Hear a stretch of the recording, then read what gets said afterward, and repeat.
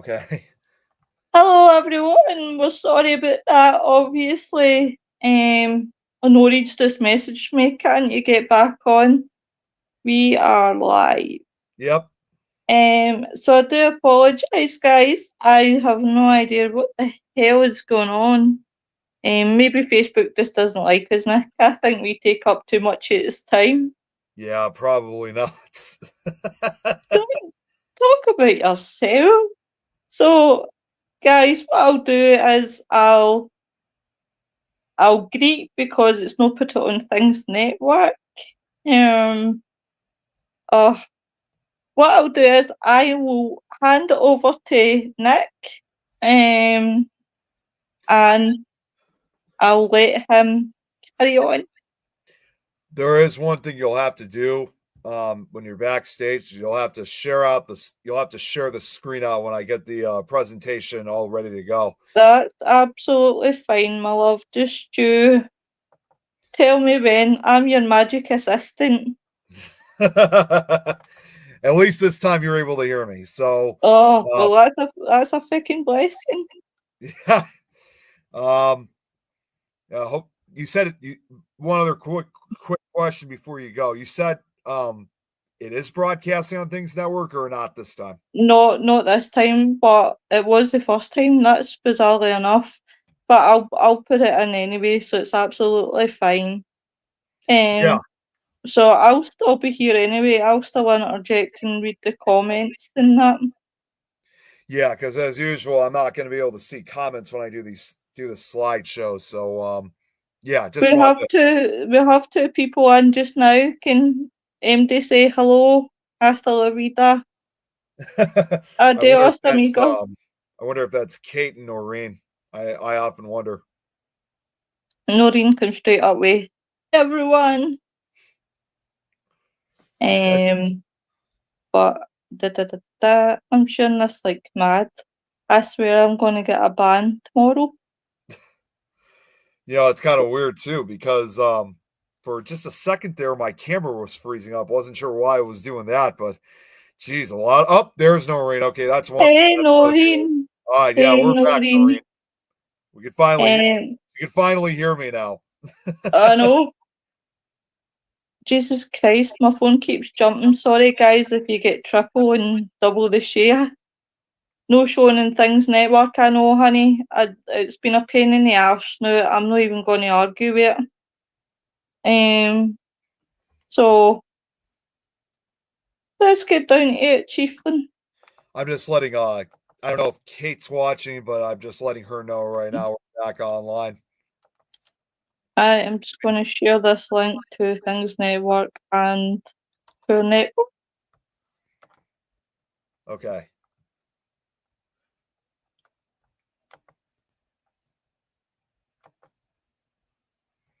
So you're adding it on Things Network right now then? Yeah, I'm just going to add it on Things Network. I know it comes off of BB3 TV, but it's the only way that I can do it so that people obviously see that we are live. Yeah, Um, definitely. which is bizarre. The world It's has got really a strange. uh, bizarre. Anyway, we're here, we're back, we can hear each other, things like that. I was getting peace. Well, I was surprised no one else showed up. I mean, I know Lynn and Wayne weren't available, but I'm surprised that Mary and Shane and Jenny I know is also she's at Lep Castle right now, but I'm also surprised that Mary and Shane didn't show up, and Tim too. You know where they were at today, or I really don't know, so it's just you and me. it's fine with me. It's no big deal at all. Let's see here. Okay, let me get this. I'm getting the okay, the window's all ready to go, so I think I'm all set for the slideshows. So I think we're good to go. Whenever you're ready, my love. Okay, I'm just clicking on the present screen, and Give me a second here while I get this right. All right, so it should be sharing on the bottom, and it's funny enough. It says 2 hours special. I actually did change it upstairs to 3 parts special instead. So I don't know That what happened, but for some reason it went back to the original title. But it's really now supposed to be 3 parts special. that's all right, my lovey. Don't worry about it.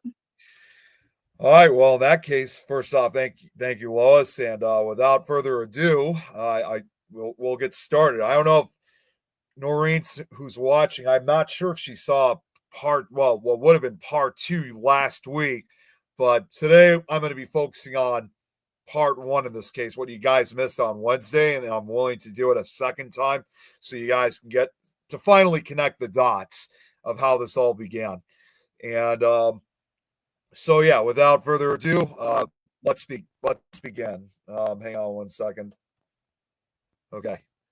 So as I said, as we were talking about last week, to kind of go right from the beginning, we were talking last week involving the Great Tri-State Tornado of March 18th, 1925, which just recently had its 100th anniversary.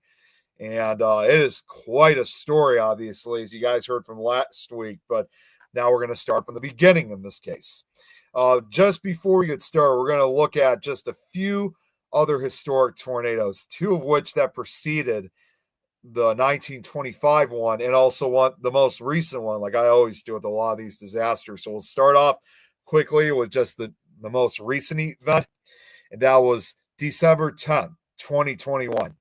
Throughout the evening hours, a large and destructive tornado struck areas in and around the cities and communities of Monette and Leechville in Arkansas, Braggadocio.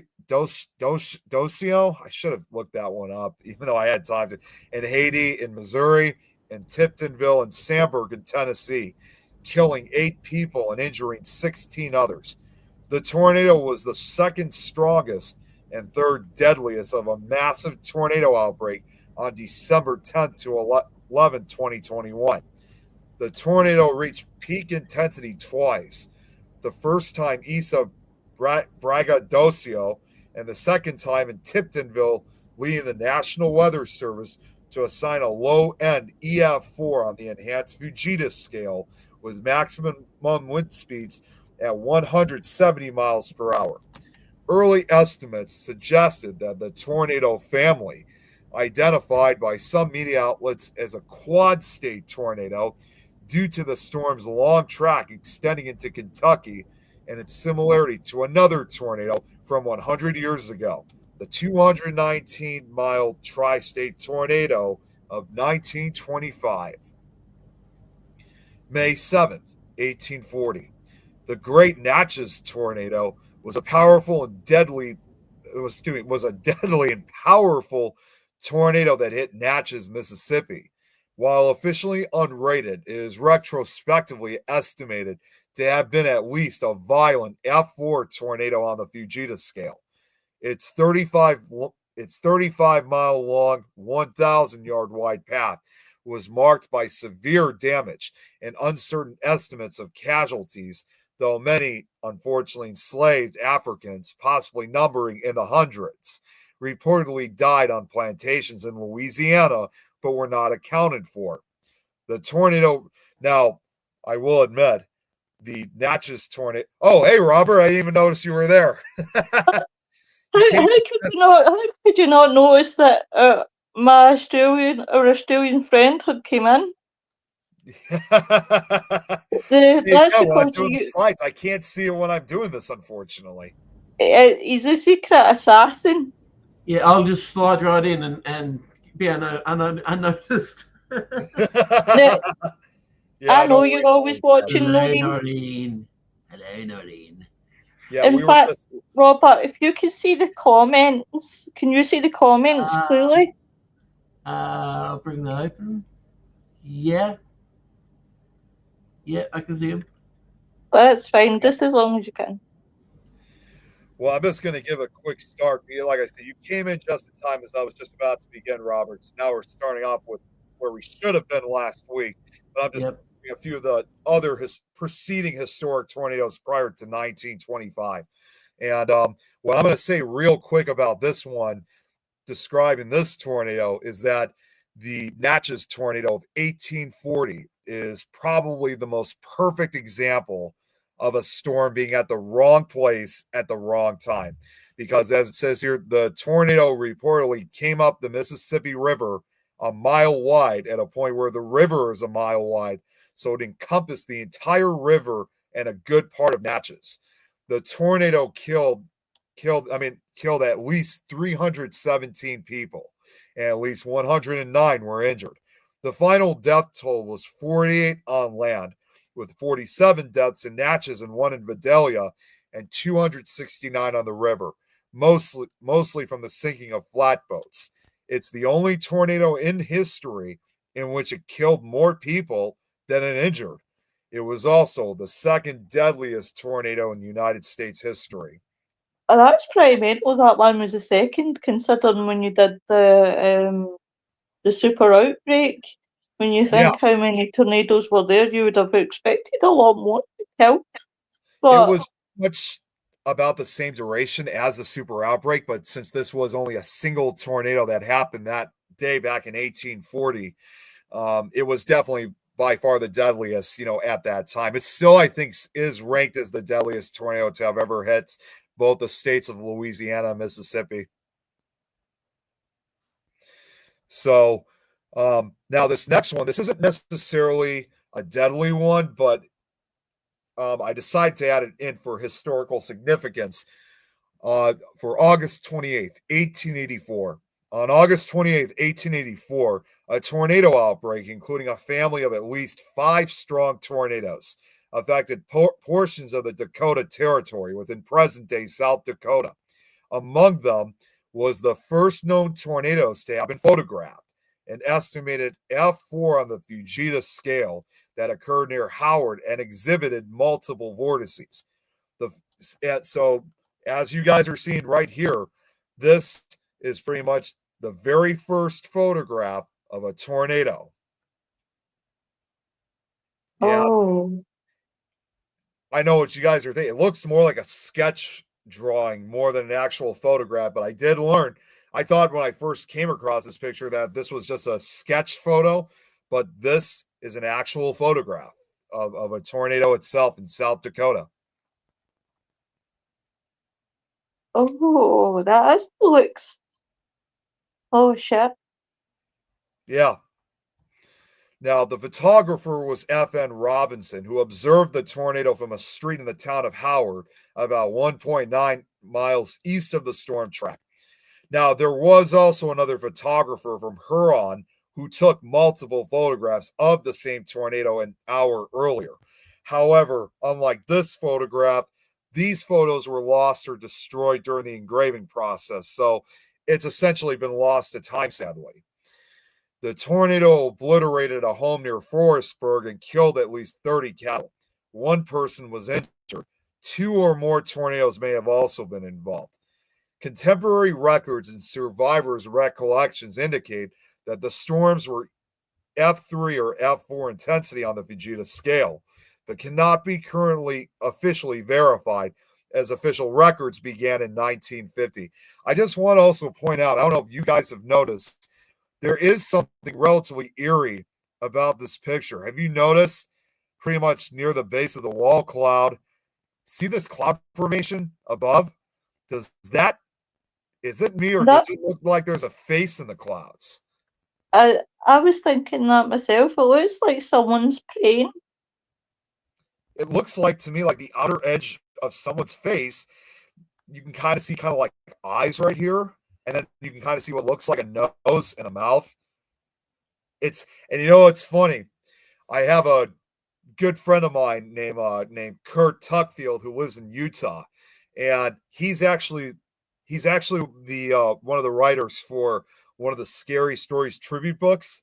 He took that image and actually added faces into it. So he kind of like did a kind of a re-engraving of this famous picture where you could actually see, like in this case, in the redone photo, you could see 3 faces in this case. So, but I even was just about to say that over on the left hand side of it, up the Yeah, top there's edge. kind of like a secondary face, sort of. That's what Looks like Noreen's saying. Beavis.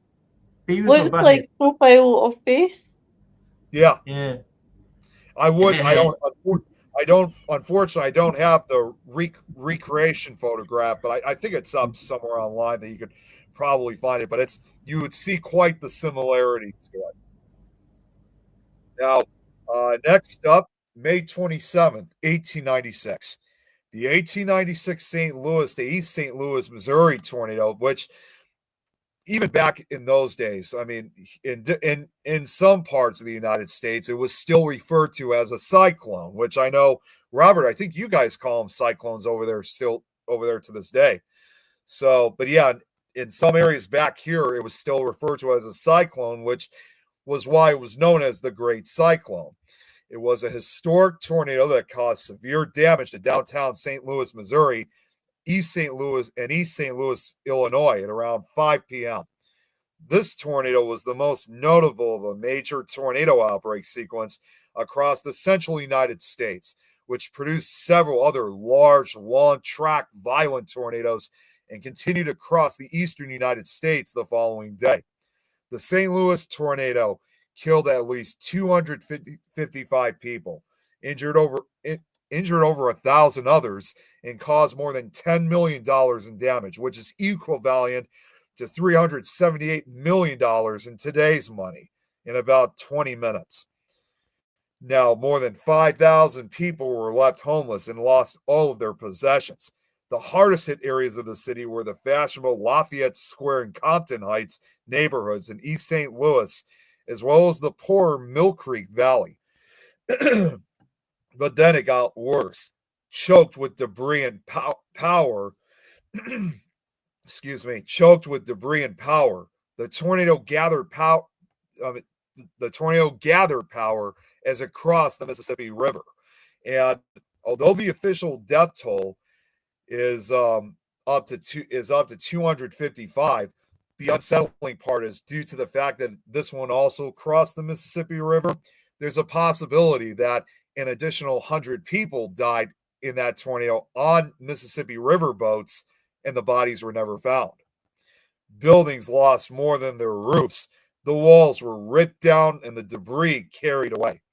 This one, in this case, remains the third deadliest tornado in United States history. This also represents the signature of the most violent tornadoes, an F4 or 5 on the Fujita scale, which I probably have spoke about before, but as a reminder, an F0 or EF0 tornado, as it's now referred to, will damage the roofs and partly turn over a mobile home or knock down a tree branch. That's on one end of the scale. On the other side of the scale is where you have a home that is completely swept away from its foundation at a 5. So the F5 is both the rarest and most destructive of all storms. Almost 30 years would go by before America would see another catastrophic F5. Now, as devastating as these tornadoes were, no American tornado has ever surpassed the death toll inflicted by the tri-state tornado of March 18th, 1925. To this day, it remains the deadliest single tornado on record for the United States, 695 fatalities from that single tornado. Now, part of the reason why so many people died was that tornado warnings, as we know them today, did not exist in 1925. And as a matter of fact, the U.S. Weather Bureau did not even like to use the word tornado or hurricane, as they really didn't have the scientific means to see tornadic storms shaping up, believing that they couldn't predict them. And too many uses of the words would be the equivalent of crying wolf to the general public. Not to mention, it was also a concern that it would cause the public to panic. As a result, forecasters and meteorologists were forbidden to use the word tornado or hurricane. The Bureau's forecast for March 18th instead calling for rains and strong shifting winds to affect the mid-Mississippi Valley. Perhaps this was something of a euphemism for severe weather expected. But since no tornado forecasts were issued in those days, people living in tornado-prone regions like southern Illinois, usually developed a good sense for what they called cyclone weather. But even that powerful second sense, born from years of close observation of the weather, wasn't much help to most people on March 18th, 1925. Tornadoes generally travel from southwest to northeast by prevailing winds, and the tri-state tornado roared in that direction through southern Missouri, Illinois, and Indiana. And that's another thing this tornado holds the record for. It also holds the record for the longest continuous path of a single tornado. As it says here, the path is a record 219 miles, although recent records have shown that it may have been actually 10 to 15 miles longer than previously thought, bringing the full path to 234 miles. Sorry, you're going to say something else? No, I was just going, because obviously look at the trail that tornado has left from one end to the other. It's almost like a straight road. It really was. And this map that you could see right here, which shows the timeline of the tri-state tornado, this was in fact created back in 1971. And it's often usually presented at a lot of presentations when it's involving this particular tornado. So, but yeah, it says right here, the 234-mile-long track by the tornado is across from southeastern Missouri through southern Illinois and then into southwestern Indiana. Yeah, it says is also the longest ever recorded. Now, however, modern meteorological reanalysis has suggested that the extremely long path length and lifespan reported in historical accounts are perhaps more plausibly attributed to multiple independent tornadoes belonging to a tornado family rather than a single continuous tornado. Now, which that may have to wait till next week when I have the final part of the slideshow. But although not officially rated by NOAA, the tri-state tornado is recognized by most experts, such as Tom Grazillas and Ted Fujita, the inventor of the Fujita scale, as an F5 tornado, the maximum damage rating issued on the Fujita scale. Now, I'll let you have a wee breather then. Sure. Noreen said to me it looks like an old lady with her hand up to her mouth as well as face behind. She must be referring to the photograph. Yeah. Hi, Montana, got a new viewer watching. Welcome. Welcome. So yeah, I mean, I can't imagine what it'd be like living in an area where you get F5s. I would really love to see tornadoes. I always said that was one of the 3 reasons I would want to come to the States. It's tornado chasing. Because I've no fear that way. Don't get me wrong, it would probably pick me up and throw me about like a wet paper bag. Yeah, but exactly. I would land in Robert's Roof in Australia. Well, they do transport you to Oz, so maybe. As long as it's your roof and nobody else's. Yeah. Now, here's something else I'm also going to talk about just before we get to business about the tornado. And this is mainly revolving around the area of where this tornado hit. But if you guys didn't know, the crescent of Illinois south of St. Louis has long been referred to as Little Egypt. And the reason for that is because anyone who's ever read the Bible attentively knows very well that Egypt does not get good press. You know, it's a region of darkness and superstition and oppression, to throw out a few examples. But in this case, in the 1920s, the Egypt of southern Illinois wasn't getting good press either. Unfortunately, because this was during that period, it was the northern stronghold of the Ku Klux Klan, which was at its most prominent throughout the country during that decade. Local Klansmen were known for wearing their white robes and hoods to church. Even more brazen were Little Egypt's gangsters and bootleggers. Their roadhouses roared, and so did their guns. In the central part of Williamson County, murders and crimes were so frequent that it became known as Bloody Williamson. Now, some would interpret the horrible events that were about to take place as a judgment upon the signs of Little Egypt. Divine vengeance, it seemed, was kicking up in the wind. And although there was quite a lot of this negative activity that went on during the southern part of the state, however, there were also plenty of honest working people in this part of America. It was the age of prohibition, jazz music, and silent films. Art Deco was just coming into vogue. Farmers soldiered on despite hard times. The recovery of European farming from World War I had made crop prices fall out everywhere else, but coal mining was booming. Men who earned a living in the mines counted themselves lucky, particularly on March 18th. They couldn't do much better on that day than to be underground in a mine shaft.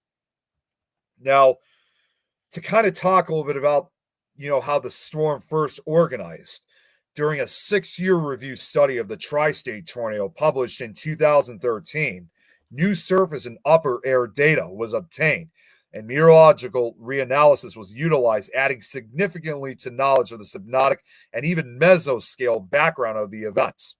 As you can see from these forecasts that were issued on that day in 1925, the late winter to early spring of 1925 was warmer and drier than normal over much of the central United States. There apparently was persistent ridging in the western U.S. with a troughing pattern over the central U.S. The extratropical cyclone that set the subnautic stage for the tornado, an additional outbreak, was centered over northwestern Montana at 7 a.m. on March 17th on St. Patrick's Day. Meanwhile, a diffuse area of surface low pressure was centered near Denver, Colorado, in association with the Lee Trough. Occluded fronts extended from Hudson Bay southwestward into the northern plain states into the Lee Trough. The subnautic cyclone moved south-southeastward across the mountain states to eastern Colorado. A warm front stretched along the Gulf Coast, separating warm, moist air from cool, showery weather with areas of fog that extended from Texas to the Carolinas. A well-mixed early season continental tropical air mass existed over West Texas and northern New Mexico. To the east of this hot, dry air, buoyant maritime tropical air was advecting from the Gulf of Mexico. Simultaneously, a mid to upper level shortwave trough likely approached the northwest coast of the U.S. and moved rapidly through the persistent ridge, then digging southeastward across the basin and central Rocky Mountains and emerging in the plains over Colorado. This initiated what is known as a Colorado low cyclogenesis. And this was what the forecast later looked like that evening. Here is another map here that does show, this basically shows the tornado event as well as additional outbreak that occurred throughout that day. Now, at 7 a.m. on March 18th, the surface low pressure at approximately 1,000 HPA moved to far northeastern Oklahoma, while the warm front shot north into the circulation where the front then extended eastward.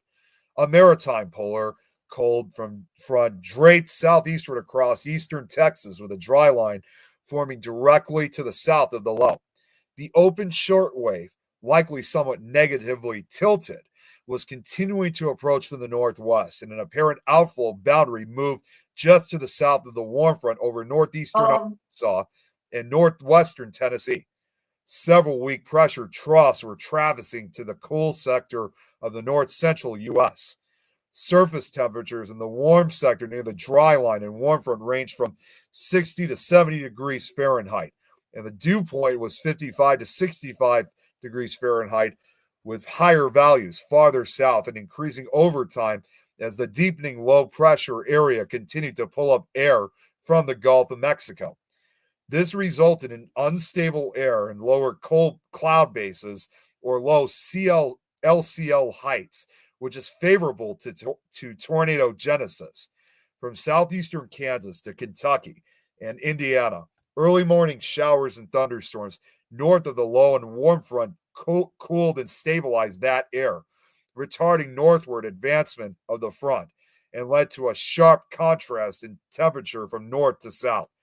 Such baroclinic zones are also associated with tornadic storms ahead of the surface dry line, which are uncommon as far east as the Mississippi River. An apparent dry punch of air aloft served to further increase instability. Concurrently, a capping inversion likely suppressed storms throughout the warm sector, leaving the tri-state supercell undisturbed by nearby convection. By 12 p.m., the deepening surface low was centered over south central Missouri. The shortwave axis was moving easterly and oriented over eastern Oklahoma, and the dry line was rapidly advancing eastward directly south of the low as the warm front, situated due east of the low, slowly shifted northward. Morning clouds cleared by midday across much of the tri-state tornado's eventual path. A pronounced pressure trough extended northeast of the low and signaled its future track as a prefrontal trough formed southeast of the low ahead of the dry line. A bulge in the dry line may also have been forming slightly south of the low, and southerly to southeasterly surface winds were backing and increasing with time throughout the warm sector. The tri-state supercell formed in a highly favorable area just south ahead of the triple point where the cold front, warm front, and dry line met. This supercell initiated very near the surface low and moved east-northeastward, faster than the low, such that the storm gradually deviated east of the low's track. The supercell near the sweet spot, as it's known, for a prolonged period, as it also traveled the highly baroclinic warm front, likely just across the cool side of the boundary for several hours. I'll quickly go to the comments. Hey, Yeah. Care Bear, Birds of hi there. Cards. I totally love that name. I like that too. Got another new viewer watching. That's awesome. Yep. So go ahead, Lois. You were gonna say? No. Carry on, honey. I was just going to talk a load of shite.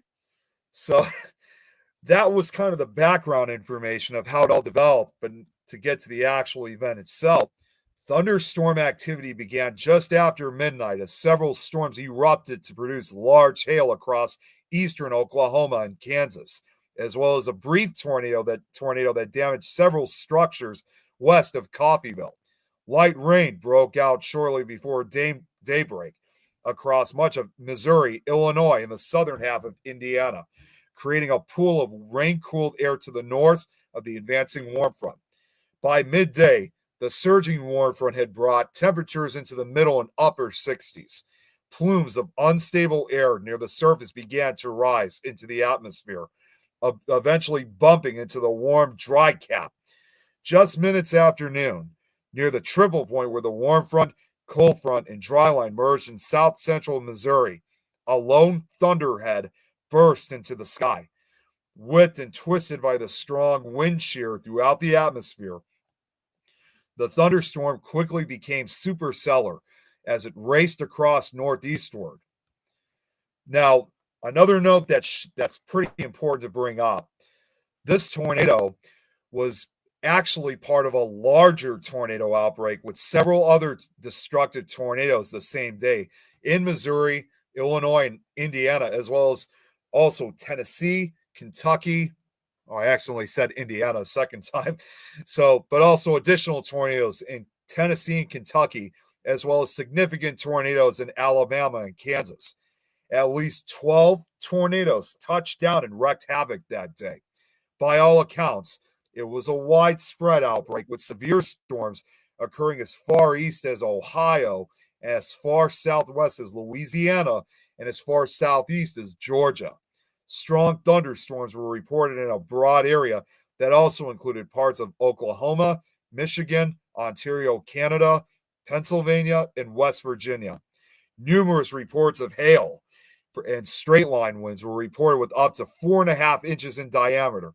For reference, a softball is 3.5 to 3.8 inches in diameter.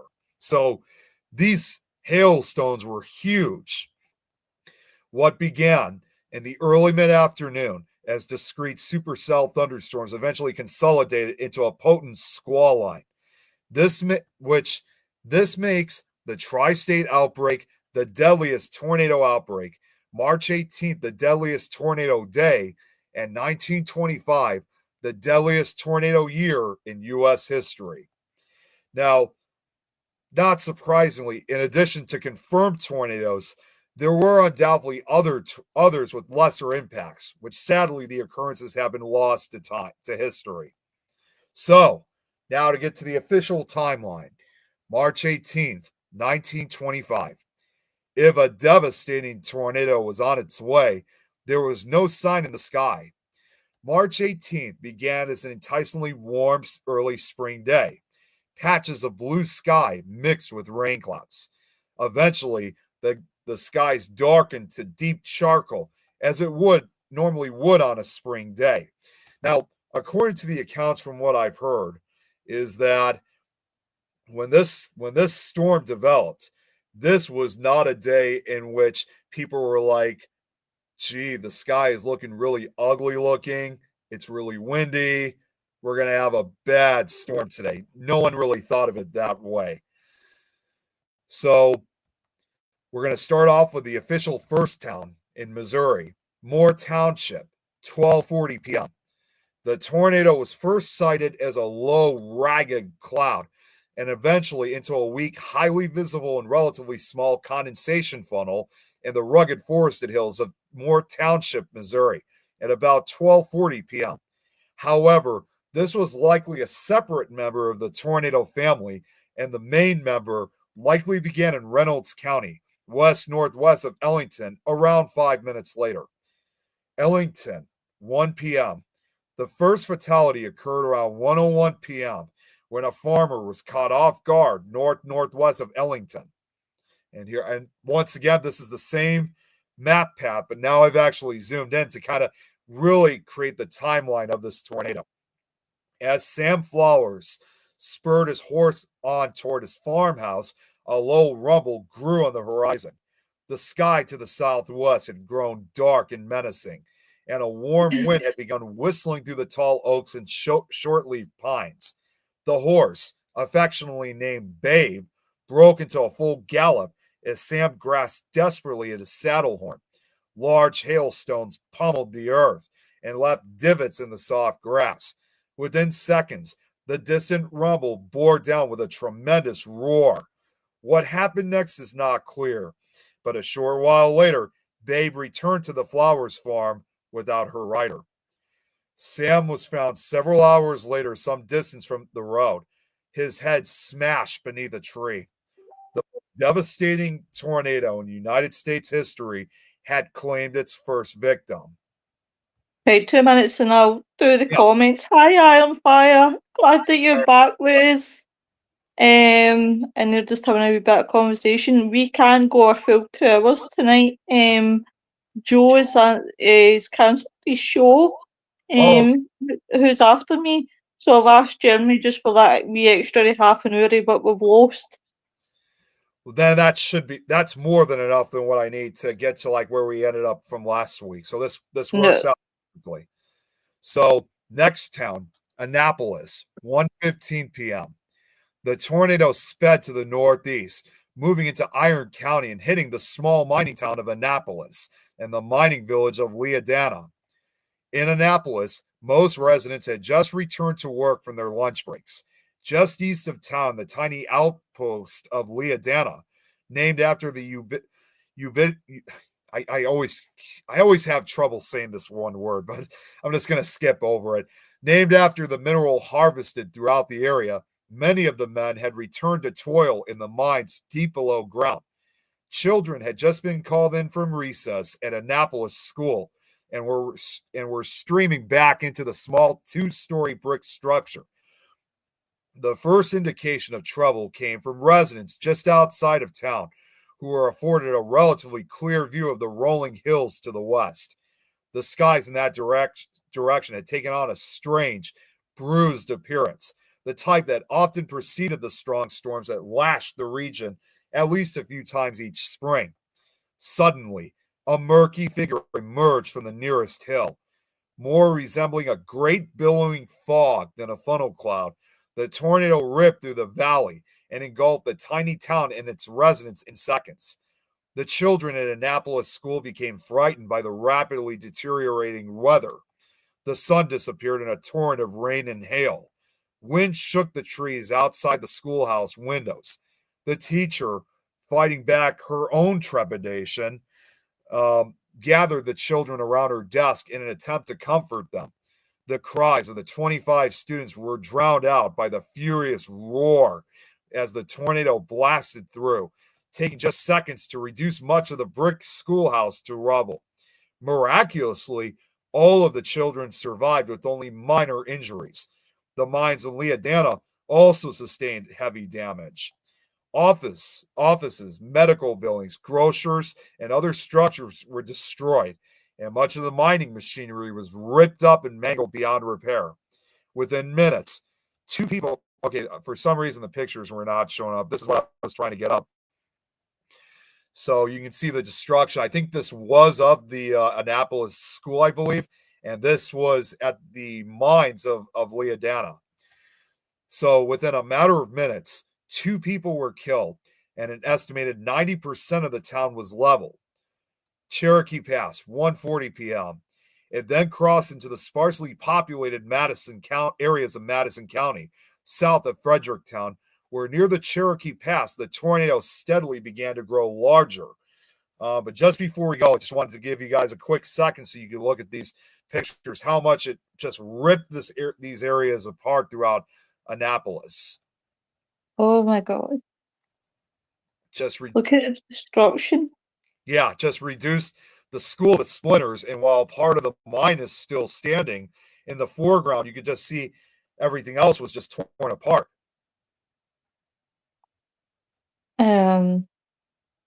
Robert, you're awful quiet. I can't get a word in edgeways for you. I was going to say, I think he's just listening in. Yeah, he's just coming for the nosy in case we're talking about him. And it's ubiquitous. Yeah, thank you, Robert. Ubiquitous. I always have trouble saying that word. Now, an important word of note, because you guys have probably noticed I don't have any photographs of this particular tornado. Oh, wait, actually, I'll get to that shortly. I thought this was the next slide. As the school children and miners rushed back to town to check on their families, they were greeted with a scene of total devastation. Residents wandered in a daze. Children cried for their parents. Survivors climbed out from mountains of broken timber and other debris. Those who witnessed the aftermath later recounted that of the town's approximately 400 buildings, more than 90% were damaged or destroyed. The tornado was likely only of moderate intensity as it struck the town, but it left a trail of damage perhaps a mile wide. 4 people were killed in all, 2 in Annapolis and 2 in Leodana, who were caught above ground and struck by flying timbers. A marriage certificate for Nell and Oswald Kelly, the latter of whom was among the tornado's victims, was later found 77 miles away in Murfreesboro. The local lead industry was nearly ruined. And also, so even when this tornado struck, it was huge to begin with. It was a monster tornado. So, Iron Fire and Horse, I just saw the comment. Yeah, she said, when was this tornado? This was on March 18th of 1925. So just 10 days ago, they just had the 100th anniversary of this tornado. Now, the mine, as you guys saw, it did continue to operate in limited capacity until the 1940s, but it never again matched the production it had achieved before the tornado. Because of its resemblance to the low hills of southwest Germany's Black Forest region, the Ozark Hills of Iron, Madison, and western Bollinger counties were populated largely by German immigrants. Most had become farmers, and the grapes that many of them grew were among the finest in the United States for producing high-quality wine. The terrain was rough, forested, and sparsely populated, leading to a number of gaps in the documented track of the tornado. It's not clear whether any of the gaps represented an actual break in the tornado path. But what is clear is that where the swirling vortex did strike, it had lost none of its violent intensity. You have to remember, it's just beginning. Oh, and now this, you probably kind of remember what I sort of did last week, Robert, but in addition to presenting slides, I have clips of interviews of actual tri-state tornado survivors, the vast majority of which come from a documentary that was made back in 1997. And understandably, since the filming of these interviews, all these survivors have since passed away. Is it, just out of curiosity, is that the tank What's that? in the shadow of that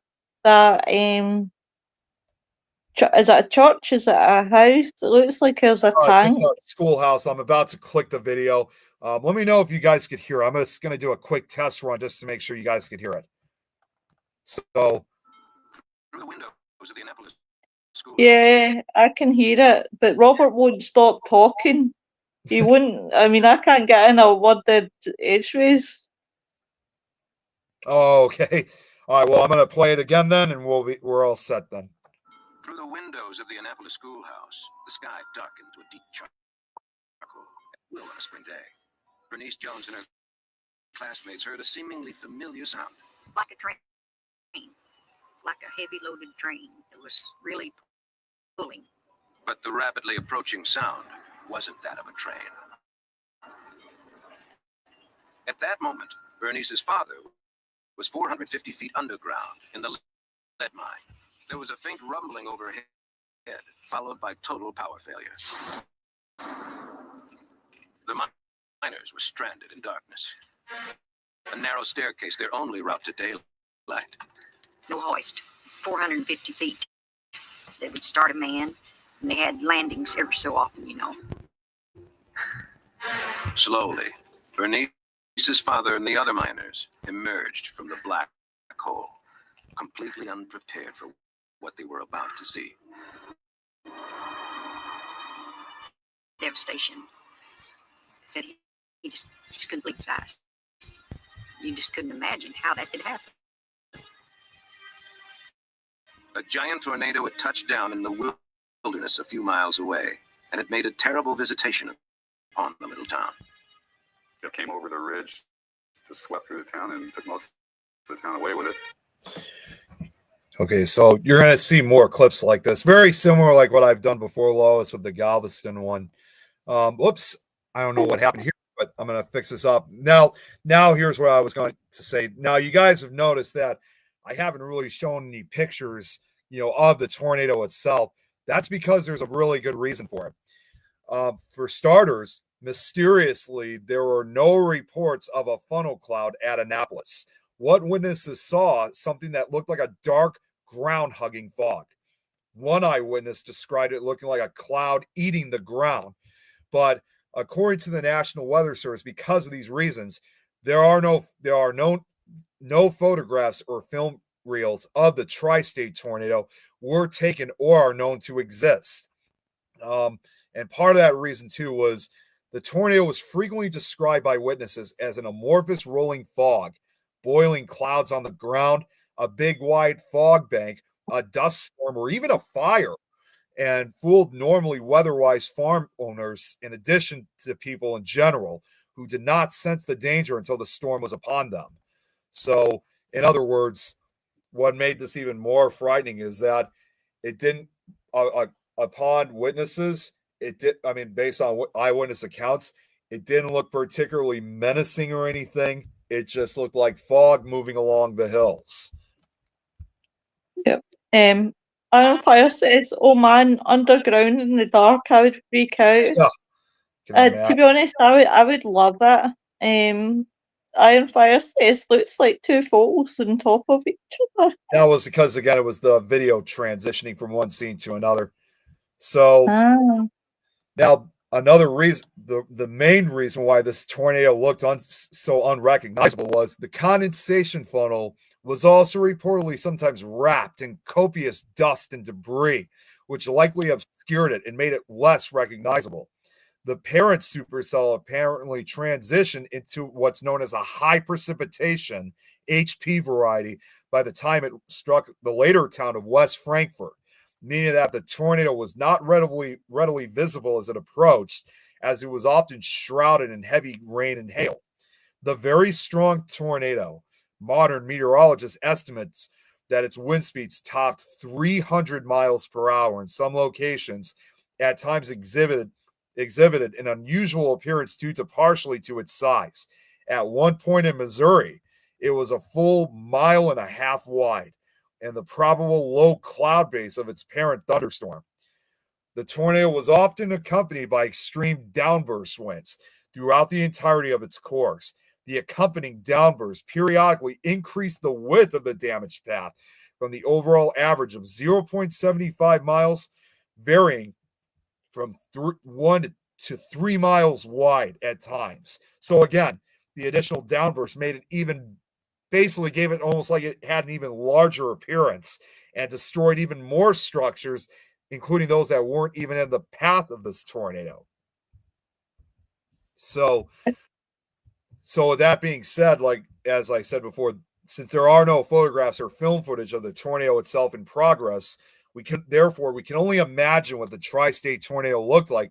But what we do know, it was definitely terrifying in appearance, and like I said, didn't even look like one.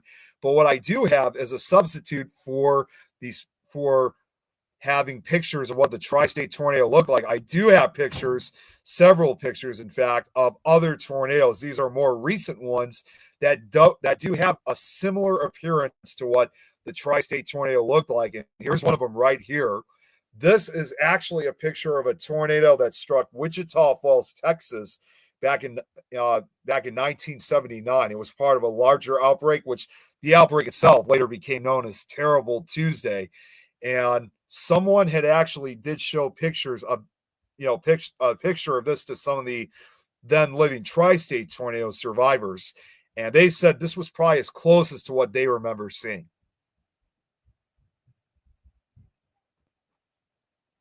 So, and you can see once again, it doesn't look like a tornado. It just looks like a dust storm, doesn't it? It really, really does. Iron Fire put, oh wow, I just looked up the tornado that happened here 40 years ago. There's tons of photos. I have never seen. Holy shit, it was really bad. Yeah. And then I got at least 3 more pictures. This is the same tornado once again from Wichita Falls, from the outer edges of town. And again, it's still exhibiting that cloud fog looking appearance. And it's kind of like, yeah, well, here's the thing. Here's the next one. This was from 2003, which this one, again, another classic example, like a cloud on the ground. This was, in fact, taken by a storm chaser friend of mine that I'm actually friends with on Facebook. It's taken by a well-known storm chaser, Simon Pegg. Oh, excuse me, Simon Pegg. Got the two. I was going to say Simon Pegg. I was expecting Nick Frost.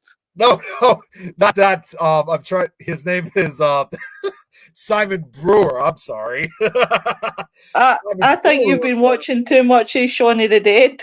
I know, because I was watching it a few days ago. But no, this was taken by Simon Brewer, and I actually am Facebook friends with him. In fact, I even asked him if I could borrow some, because he posted these pictures on the 100th anniversary of the tri-state tornado. And I asked him, is it okay if I could borrow some of these pictures? And he gave me the thumbs up, and I proceeded. So I definitely want to give credit to Simon for that. Thank you very much for these. Now this was another one that occurred in 2004. Again, given the cloud appearance, this was up in Minnesota, and this one really does have that fog look, because you have the tornado right here, and then you can see it's wrapped in sheets of rain, which would have obscured its appearance. So again, 1925, people would not have even seen this coming. Oh, holy shit. And I think that was the last picture. Obviously, the best way we could also describe this tornado with its unusual appearance, the fact that it became very, very large, it became known as to what we refer to as a wedge tornado, which is usually the big quarter mile to half mile to a mile to even 2 mile wide tornado, which it essentially means it's a monster on the ground. Yeah, Care Bear says he has a Storm Chaser t-shirt he loves to wear, and we read books on tornadoes. My 8-year-old says he wants to be a storm chaser. Lord help me, lol. Tell Care Bear, tell your 8-year-old I'll join him. Yeah. I'll bring him back safely, or he'll bring me back safely. Either one of the two. Aya says, Karen, with all the storms and other Be out of climates, work. I'll never be out of work. You're bloody right. But don't you find that with the global warming changing, you're Yeah. getting more severe weather? We're getting, oh my God, the amount of severe weather we're getting nowadays is just absolutely crazy. And Tornado Alley seems to be really expanding now than just Nebraska, Kansas, Oklahoma, and Texas. It's starting to expand to other states, including ours, Illinois. And even Ed, who watches a lot of our shows, we were talking about that on a separate show, and he said you might as well extend it into Virginia because Virginia is starting to get their share. So it's pretty much now expanding a good portion of the country. Oh, Care Bears in South Carolina. And that's the other thing, too. When you look, everybody always thinks when it comes to the worst tornadoes, you would think immediately of Nebraska, Kansas, Oklahoma, and Texas. And while that may be the case in several cases, the deep south, as we talked about last year, Lois, with the super outbreak, Yeah.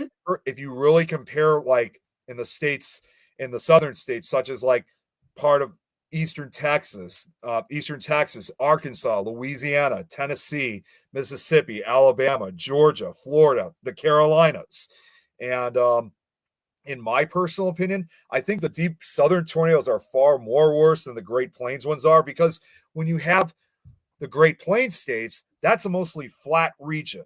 So in other words, you have a very good view of what's coming at you. But in the deep southern states, which are more hilly and more mountainous to some degree, not to mention the swamps, that makes it almost impossible for you to see the tornado approaching. In fact, that area is often referred to as Dixie Alley. And I think Dixie Alley is far more worse than Tornado Alley. And in fact, if you look at different photographs and videos from those particular states, you'll just notice very quickly in the foreground are usually trees, pine trees, or swamps, or the hillsides or mountainous areas. That's very common when you see those tornadoes being photographed or filmed in those states, such as the Carolinas in Care Bear's case. And she also mentioned Hurricane Helene affected us in the mountains, which I am not surprised. So it just goes to show that it's a relatively, I mean, don't get me wrong, I'm sure there's a lot of history to those states. There's a lot of fascinating locations, but it's a relatively dangerous area when it comes to tornadoes. So would I visit those areas? Absolutely. But I don't think I'd ever want to move down to those states, especially knowing what could happen. Well, put it this way, if you put out your washing, there's always guaranteed it'll get dried quickly. It might end up in somebody else's garden. Yeah. Somebody might run about with your knickers on, but hey, who cares? We only live life once. Care, says Helen, is in the mountains. True story. It was a tornado warning when I was hospitalised while giving birth to my twins. Oh, I had to wait in the bathroom right after a C-section with my other baby. With geez. her baby, other was in the NICU. Oh, how old are the kids now, Care Bear? That's scary when I've heard of stories like that, like where mothers are about to give birth and usually a hurricane or a tornado is like right there during that period. I've heard of stories like that time and time again. Continuing onwards, the mysterious fog then left Annapolis, and this I was fortunate to find. Someone did make some drawings of what this tornado may have looked like once again. Dozens of homes were destroyed about 50 miles of Iron, Madison, and Bollinger counties. In Bollinger County, 32 children who were taking shelter were injured when 2 schools were damaged. Multiple homes and farms were completely destroyed near Licksville, where a farmer and sadly 3 children were killed, and a third child died from her injuries 1 week after the storm. Sedgwickville, 2 p.m. About 10 miles west of Sedgwickville in northwestern Bollinger County, grass and several inches of soil were reportedly scoured from the ground near the home of Emily Schrum, which was completely leveled. The tornado carried sheets of iron as far as 50 miles away. Beeley, 2:05 p.m. Crossing into Perry County, the tornado reportedly developed a double. Oh, here's another part of the track. The tornado reportedly developed a double funnel, as you can see here in this art impression, as it struck the town of Beeley, destroying many homes in and around the town and killing a farmer. So in other words, this tornado basically split into 2 smaller but still large tornadoes when it hit Beeley. The massive tornado churned through the tiny village of Beeley, joined by the satellite vortex that traveled on a nearly parallel track for about 3 miles. Between the 2 tornadoes, dozens of homes were destroyed and 4 Beeley's residents were killed. To the northeast, in the unincorporated community of Ridge, the Ridge Parochial School was squarely in the path of the violent twister. The wind began driving sheets of rain against the roof, and soon it blew the thick wooden door open. The teacher, determined not to let a little rain ruin her classes, ordered the students to hold the door closed against the storm. As the tornado bore down, it ripped the school from its foundation and sent it hurtling several yards into a nearby hillside. Miraculously, despite the complete destruction of the structure and dozens of serious injuries, none of the school's occupants were killed. And that is an actual picture of this. Actually, no, that wasn't the school. That is, I guess I accidentally had it show up too soon. It then continued moving on to the floodplain of the Mississippi River, where again, witnesses recall the tumbling black cloud, which once again I'm demonstrating using these photographs. And it just goes to show once again that it just looks like a boiling mass, like a monster, like something that's almost alive, literally. I'll go into the comments. Iron Fire says, I had my first baby at home during a major snowstorm. By the time the ambulance got there, I kicked them out and refused to let them take me out in the storm. I'd be getting them to run out there. Yeah. Care Bear says, oh wow, that's interesting. I just got chills when you said that. I want to explore that more. Thank you. And then you two are having a conversation. Yep, it's just conversation. Oh, I've been down a rabbit hole lately with animals in Chernobyl. Do you know something, Bear? That's an interesting subject. I'm not crying, by the way, guys. My throat is starting to go again. Right. Iron Fire says, I watched stuff on that a few months ago. Amazing how they've adapted. Yeah. That's an interesting subject, guys. Now, this tornado that you can see, this is from 2010. This would, again, give another idea of what it looked like. You could see this is definitely a rain-wrapped wedge tornado. In this case, you could see only the outer edge of it. The rest of it here on the opposite side, that's sheets of rain. So you can see this is an HP supercell. And with all this rain and hail that's falling, that is a recipe for a disaster because that could dangerously hide the tornado and rain. So, hey, Braxton's watching. Oh my God. Braxton showed up. Braxton is a viewer of Don's show, Fear Fans. Good to see you, Braxton. He was in last night. Oh, he was. That's awesome. Well, great to have you here, Braxton. So I got a few more pictures. Oh, this was another one that occurred in 2011, also by Simon Brewer, and again has that this one has a kind of more misty look to it compared to the cloud-like look. I don't remember exactly where this one occurred, other than that this occurred in 2011. Now the next one, I believe. Okay, this one is actually my favorite one. This one, believe it or not, I actually remember watching this live. This was of the tornado EF4. They're now kind of switching it possibly to EF5 that struck Tuscaloosa and Birmingham, Alabama on April 27, 2011. This was part of when we talked about the super outbreak last year, Lois. This was from the second super outbreak. And I still remember I was actually sick that day. And so I was watching the Weather Channel after I was getting all this information about this outbreak.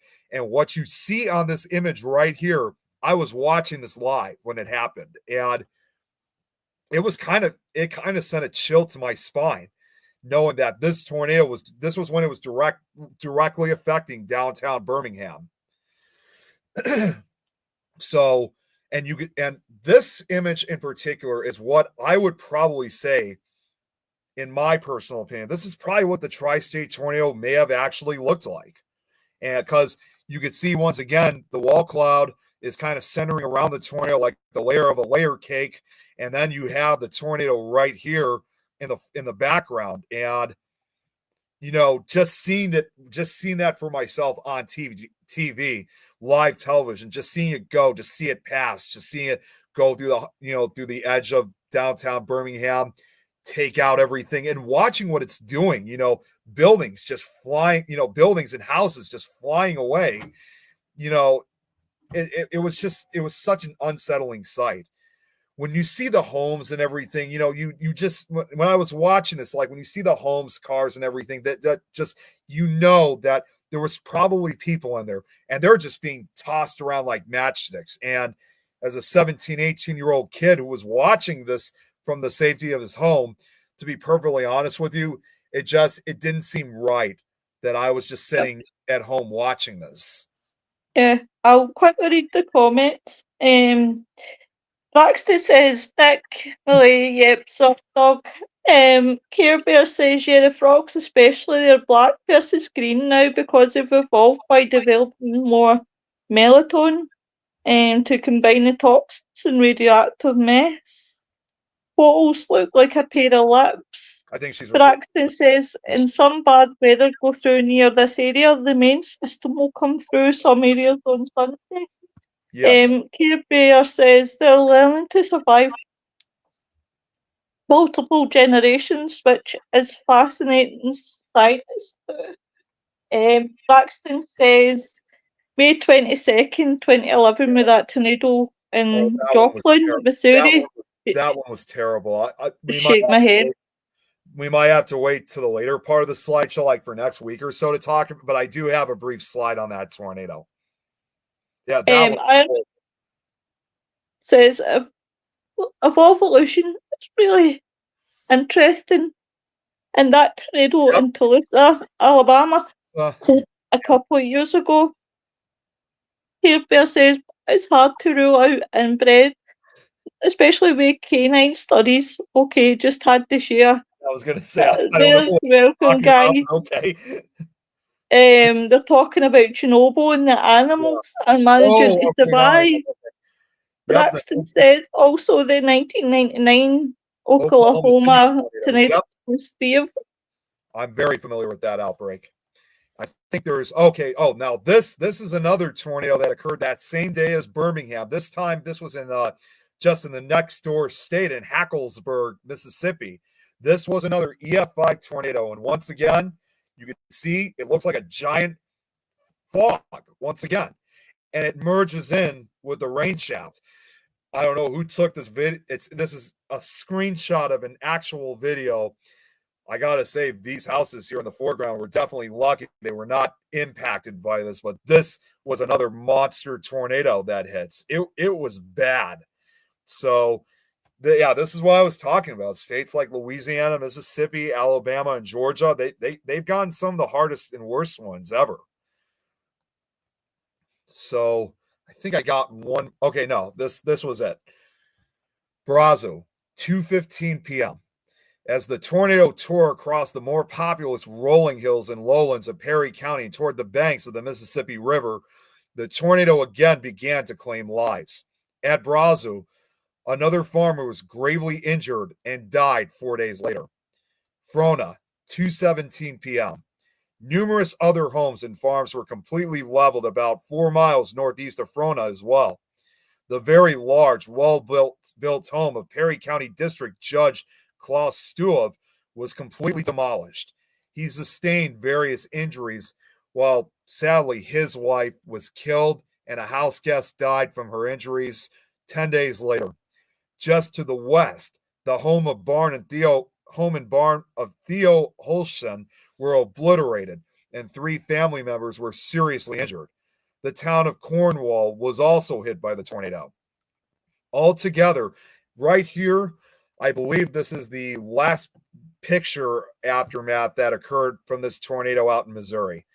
But altogether, at least 12 people, possibly more, died, and another 200 were injured in Missouri. It left a path of devastation at least 85 miles long, perhaps up to 100 miles, and at times more than a mile wide. Now, get this. Legend has it that the tornado parted the Mississippi River as it crossed, and that on the Illinois side of the river, it rained fish. I But shouldn't laugh, but can you imagine? yeah, You step out your door and there's fish coming flying at you for the skies. yeah. You've had Yeah, Sharknado. Now you have Gatornado. it's like a fish You- tornado practically. Listen, you leave that film alone. I am a big fan of Sharknado. Me too. Tom, would not want to have any part of that conversation. We know he Oh. hates the movie. Obviously, we had to restart the show again, guys. So I'll re-say what I said at the beginning. I would like to wish Pickle Tom's girlfriend a very, very happy birthday. On behalf of me and the team, we wish you a very happy birthday. Please drain the old bastard. Take all his money. Spend all in the expensive stuff. Take that dough. Just going to the comments with Braxton. I've killed Robert. I've absolutely killed Robert. I love it. Go to the comments. Yeah. So Braxton said, and so far I've learned the biggest tornado recorded was 200 miles wide, including that Oklahoma tornado spring 2013. I think it was April or May. The force of wind, you just don't realise how trivial power it is until you're in it. Iron Fire says it's amazing. We had loaded semi-truck flying through the air. Braxton said, what I liked in the Sharknado films is the celebrities did the role of themselves. Braxton, you've despoiled that film for me. I've never ever seen it. Care Bear says, I've killed Robert tonight. He's like, oh God. Is this Tony slung some 40-year-old shingles off my roof across the yard? Snapped all giant trees right in half. The power lines was a hot mess.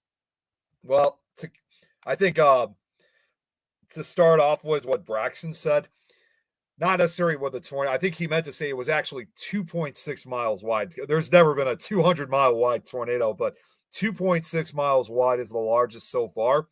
And that tornado that he's talking about is referring to the El Reno tornado in Oklahoma in May of 2013, which that was the first tornado in world history that killed 4 storm chasers, including Tim Samaras, which to this day, I'm still in shock that actually happened. It was bad. Braxton's like, doing my no more accidental spoilers. That's okay, Braxton. I'm away to cry in my cereal. But anyways, yeah, as crazy as it was that it rained fish, stranger things would soon follow, and more horrible. For the tri-state tornado had only begun its deadly path. There were still 2 more states to cross. This alone would have been an impressive feat, but far worse was yet to come. The next 45 minutes were to bring perhaps the most horrifying display of sustained tornadic violence in recorded history. So, After spending nearly an hour and a half tearing across southeastern Missouri, the tornado then crossed the half-mile span of the Mississippi River into southern Illinois in seconds, debarking trees and deeply scouring the ground in rural areas before barreling into Jackson County and hitting its next target, the luckless riverside town of Gorham, Illinois, essentially obliterating the entire town. Gorham, Illinois, 2:30 p.m. On the Illinois side of the Mississippi River, towering riverside bluffs skirt the southern extent of a broad, flat floodplain. Gorham was accustomed to periodic damage from the elements, but nothing like this. In 1925, Gorham was a vital stop along the Missouri Pacific and Illinois Central railroads, where coal from across the region was funneled through the rail yards on the town's south side on its way to the larger markets from St. Louis to Texas. The influx of rail traffic brought welcome business to sleepy Gorham, as general stores, restaurants, hotels, and other amenities popped up to serve the railroad crews when they stopped to refuel and cool the engines. The permanent population was between 500 and 700, but Gorham was a town on the rise.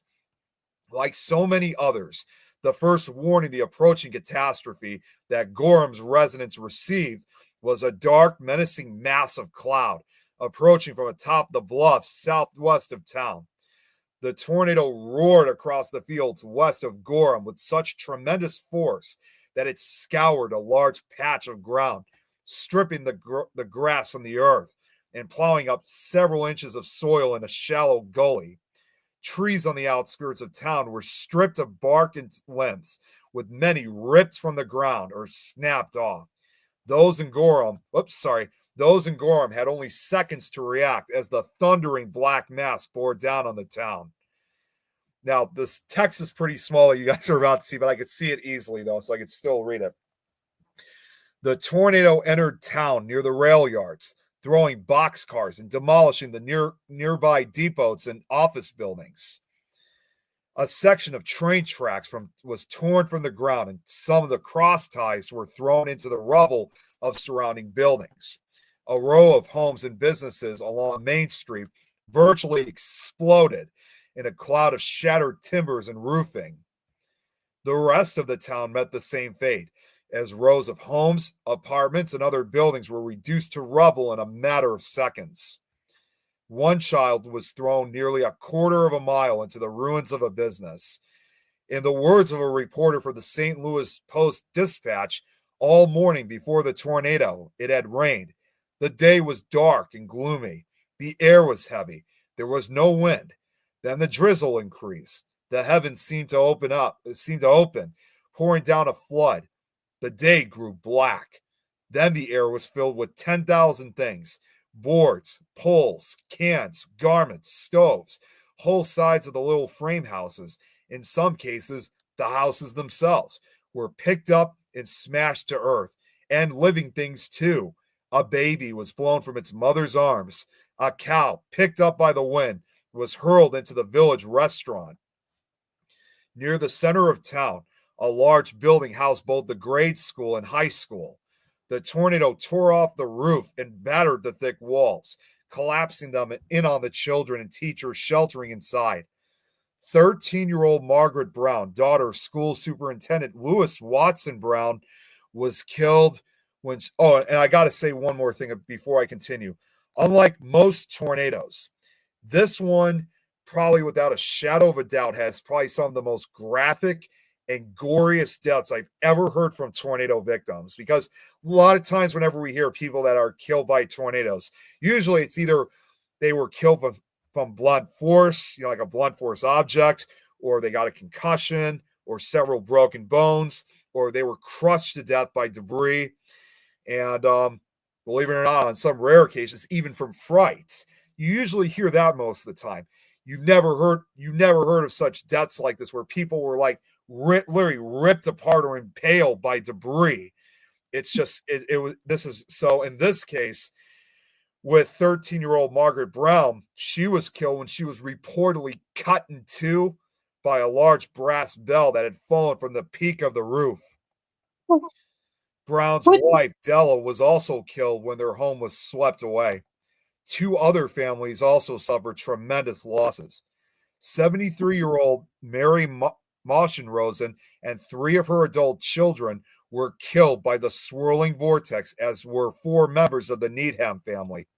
A pair of pants containing scraps of paper bearing the name Moschenrosen were subsequently found nearly 20 miles to the northeast of Gorham. A husband and wife were thrown some distance from their home, shards of timber impaled through the wife's abdomen. So what's so unsettling is these people literally died a horrifically gruesome and brutal death. My only hope in this case was that they died quick and they didn't have to suffer with terrible pain. Robert, can you take over the comments, love? Because I'm starting to get a really sore throat and I'm starting to lose my voice completely. I'll put them up to Yeah. you guys. Yeah. Thank you.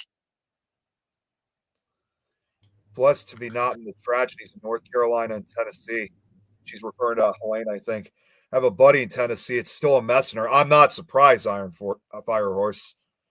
Week before that happened, I did a collective reading and pulled Hurricane Lamps from Southern Gothic Oracle. That's a powerful card for me now. Wow. Y'all, during the Joplin tornado, that 17-year-old boy was taking cover in the high school he was attending, and sadly, the tornado sucked him out of the building. His story is here on. I think I might have heard about that. I'm gonna have to go back. We even pulled out our hurricane lamps. Wild, yeah. And down here in this area, Shreveport, Bossier, in mid-April 2009 and late October 2009, some real bad weather came through. But close to Halloween, the wind was so strong. Jeez, oh my goodness, yeah, yes indeed, Care Bear. We had 9 people die in that tornado. A 9-year-old was decapitated by a flying stop sign. Oh my God. It was so strong that it blew off the church's steeple downtown, then later that evening into the night. It was one tornado warning, storm warning, flash flood warning after the other, literally. My God. October 29, 2009. Okay. Hope your throat feels better. There you go. Oh, look at that. We got yet another new viewer watching. Elif, I think, if I'm saying that correctly. Welcome. Thank you. So next up, almost every structure in Gorham was leveled or swept away. 60 of the 80 homes, all the storefronts, the train depot, and 2 out of the 3 levels of the school were destroyed, with the remaining 20 houses being damaged. Railroad tracks were also reportedly ripped from the ground. A schoolhouse collapsed, the roof crashing through the floors. The teacher of the primary grade ran out of the building and just died outside the front door. Many children tragically died behind her. It was all over in a few minutes. This town, as you guys just saw the pictures, it just demolished the whole town. It killed a whole lot of people. Iron Fire. Oh, take care, Iron Fire. But anyways, yeah, as you saw in the pictures, this town, it demolished the whole town. It killed a whole lot of people there. It wasn't the first town, obviously, to have killed people in, but it was the first town, however, where it did kill a lot of people.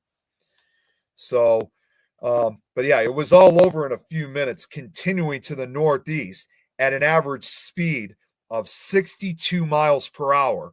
The cloud was moving at twice the normal speed of a tornado. So it was moving extremely, extremely fast. And you have to remember, again, this is 1925. And when you think of a speed like that, 60 miles per hour was a speed that no one back then associated with anything except for maybe the steam engine railroad locomotive trains. Of course, the cars in those days didn't go as fast. Quite few of them there were. As you can imagine, most people's means of transportation were either walking or had horses and buggies. By the time the fury of the wind had passed, Gorham had become the first, but unfortunately not the last, to bear a grim distinction: 100% destruction. Not nearly every single structure in town was damaged or destroyed. The majority of them reduced to splinters and scattered to the wind. In the span of minutes, Thriving Gorham had been reduced to an utter wreck from which it would never fully recover. More than half the town's population was injured or killed. 30 were killed in the immediate storm. 7 fatalities occurred at a school, and 170 were injured, 6 of whom later died. At the Varner farm, owned by Henry Varner, his wife, Mary Cripps Varner, and their 2 children, Henry's wife was pregnant and seriously injured. The baby was born, but heartbreakingly soon died. The family believes complications from her injuries was the cause. In the chaos that followed, as would be the case in many areas, no accurate list of the dead was kept.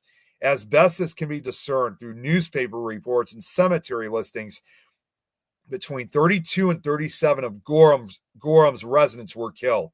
7 fatalities at the school. Oh, it's already repeating some of that information, so I don't need to say it again, but dozens of horses and cattle were also killed, and 1 horse from near Gorham was allegedly found at Sandridge, nearly 2.5 miles to the northeast. Gorham never really knew what hit it, and 10 miles away, an even larger town never knew what was coming. Murfreesboro, 2:45 p.m. If Gorham was a town on the rise, Murfreesboro was what it aspired to. And now here's the thing about Murfreesboro. This was one of the most notorious towns when this tornado struck. A modest but thriving city and coal shipping center, Murfreesboro was home to more than 15,000 people in the early part of the 20th century. The Big Muddy River, a tributary of the Mississippi, wound its way through the western part of town. Business was booming, and much of it was centered in a relatively small, densely populated industrial sector in the northwest quadrant of the city. The industrial sector was the lifeblood of the growing city, providing jobs and rapid economic growth that had made Murfreesboro a fixture in southern Illinois. However, its biggest worry at that moment was the bank robbery that had taken place the day before. $1,500 had been looted from the Ava State Bank by 2 teenage gunmen. It was suspected to be an amateur job. Though the county was overrun with gangsters, few of them would get involved with bank robbery. The city also held appeal for some because of its nonchalant attitude toward prohibition. There was just too much money to be made selling illegal alcohol. While neighboring towns cracked down on illegal production facilities and speakeasies, alcohol was rarely difficult to find in Murfreesboro. However, no one within Murfreesboro expected the real horror that was about to change the city and its citizens forever. Now, at 2:45 p.m., less than 8 minutes after laying waste to the town of Gorham, the monstrous storm thundered into the town southwest edge of Murfreesboro. After leveling a number of homes outside of town, the tornado crossed the Big Muddy River and almost immediately began destroying homes along Clay and Dewey streets. At Lincoln School, where children had recently been called in from recess, the windows shattered almost simultaneously as the outer fringe of the circulation passed to the northwest. A wall on the second floor collapsed and crumbled outward. Thanks to the quick thinking of the school's officials, however, students were moved to the northwest corner of the building, and there were no injuries. Just to the north and closer to the center of the path, enormous hardwood trees were snapped just feet above ground level. Some were stripped bare or uprooted and thrown hundreds of feet. And these pictures obviously just goes to show once again the devastation of Murfreesboro this tornado had left. And it was just absolutely horrific. I think the next slide I have here, maybe after this one. As the tornado approached the intersection of Walnut and 20th Streets, the damage became more catastrophic. Several rows of homes were completely demolished, with some partially swept away, and trees in the area were debarked and denuded. This is a much better bird's eye view of how much destruction this tornado really destroyed throughout Murfreesboro. 6 members of the Miller family, including children of 1, 3, 5, and 9 years old, were killed at one home along Walnut Street when their home was completely flattened. Along Logan Street to the north, 17 children were killed when the Longfellow School partially collapsed from the force of the wind, and that is an actual picture of the Longfellow School. Eyewitness accounts report survivors rushing to the school to try to free children from the rubble, in many instances, tearing their hands to the bone in their efforts. The Mobile and Ohio Railroad shop and roundhouse, about a block to the east of the school, was severely damaged. Some workers survived by taking shelter under the heavy machinery and structures, but 35 were killed by building collapses and flying debris. A number of locomotives were rolled or thrown from the tracks, causing further death and destruction. At 15th and Logan, a funeral was in progress in the basement of the First Baptist Church. Construction had been in progress on the church building. It was nearing completion at the time. According to the Reverend H.T. Abbott, he had just begun reciting the popular funeral sermon, through ye walked in the valley in the shadow, when a thunderous noise overtook the church and collapsed a large section of the sturdy building. Being assembled in the basement, there were no injuries among the funeral crowd. And that is a picture of the actual church, of what it looked like afterwards. I mean, that tornado, it almost looked like it just cut that building literally in half. Immediately upon exiting the rubble of the building, however, the funeral goers was confronted with a sight of utter devastation. About a block to the northeast, the Logan School had suffered heavy damage, and that is a picture of the Logan School here now. Many in the crowd sprinted to the school to aid in rescuing children and staff from the rubble. Sadly, though, 9 children were killed at the Logan School. Oh, now this in the next few segments are videos, once again, of tornado survivors throughout Murfreesboro. And the first survivor that you're going to see here was a student at Logan School. So here we go.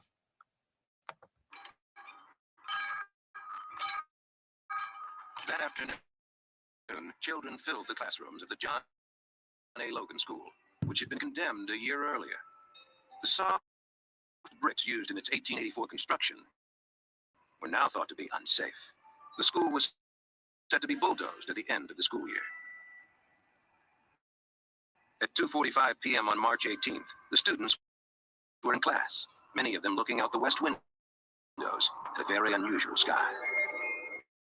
Suddenly, one of those windows was ripped from the wall.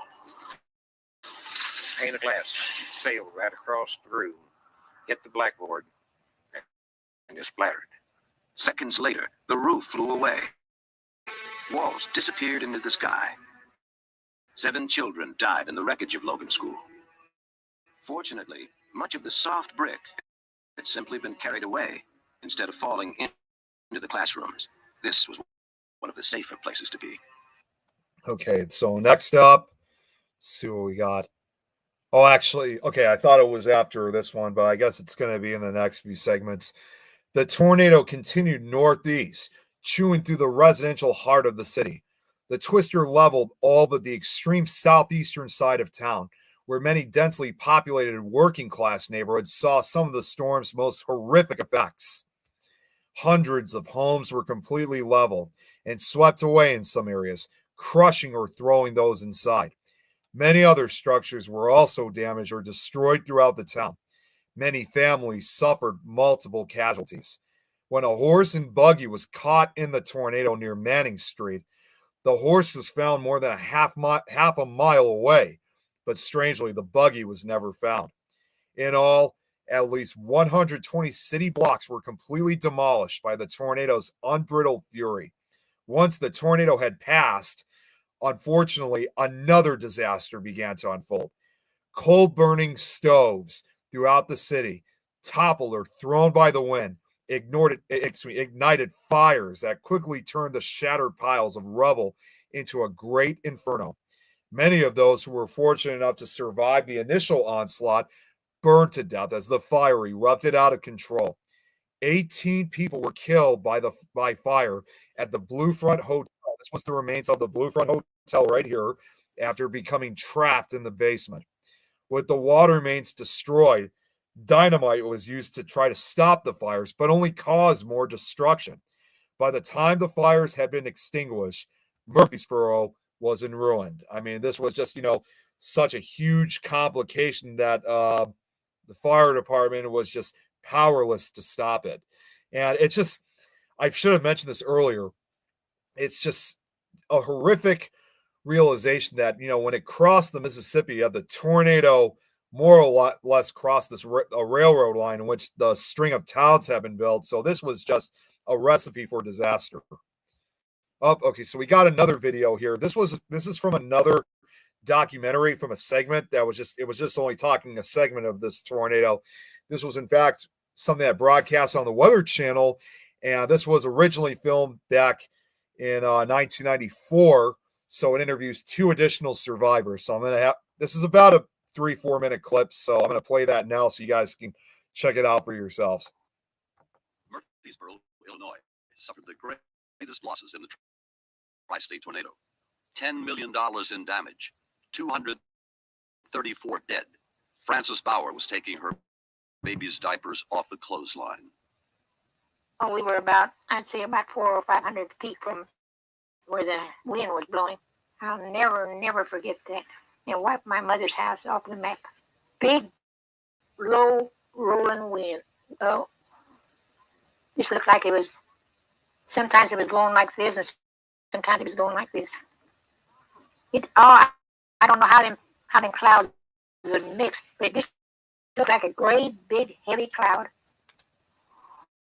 Bill Molenbrock was struggling through debris with his family. They came upon a small boy sitting in this tree. But he couldn't have gotten up there by himself, no question. He must have been blown up there, that dog. And he wasn't hurt. No, he couldn't have possibly climbed the tree, even though it's much smaller than it is today. But somehow he got up there. I don't know how. Dr. Molenbrock was in high school when the tornado hit. He was in the room to his right. We couldn't see. Couldn't get out of the room, of course. They pressed in there, and kids were yelling because their ears were bothering. And it lasted maybe a minute and a half total. Students were buried alive in the study hall area. It was up to their friends to save them from suffocation. It was the plaster, and they no place to breathe. The air couldn't get to them, and so mouth full and nose was full, and they couldn't get their arms up to dig it out themselves. And when I got to them, we got to them. Why, one of the girls gave me her petticoat, and there was some water around there, and I did that and started to work on it. We had no indication that it would be a tornado of that dimension. I saw the great cloud over there, and I thought, well, that doesn't seem that before. But that wasn't the real offender. It was the one behind us that we finally heard the roar of it. So none of us saw that. Well, I didn't know that it was a tornado. I thought it was just a bad storm. My mother said that if she hadn't looked out the window, saw it coming, she'd been gone with it. The tri-state tornado killed more people than any other single tornado in history. Okay, so moving forward. Okay, so these next few segments, in addition to the videos, I have photographs of Murfreesboro just completely wiped out. So like before, if you remember, Robert, I'll put them up for just a few seconds and just give you guys an idea of just how horrible this was.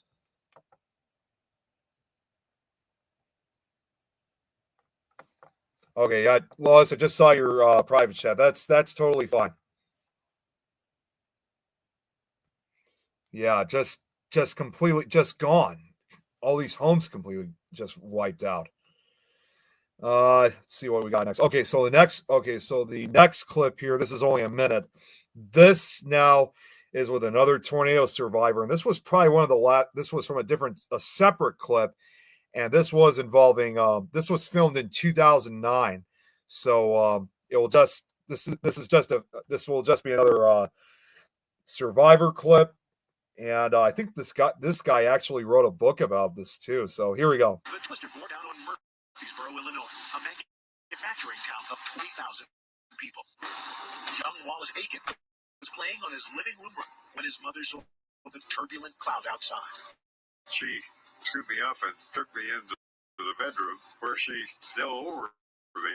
And then the house took flight and ended up on top of the garage. The Aikens were fortunate to be alive, but had to face new dangers as fires broke out, sparked by overturned coal stoves. They had this tragedy of just a huge conflagration that the fire department was powerless to stop.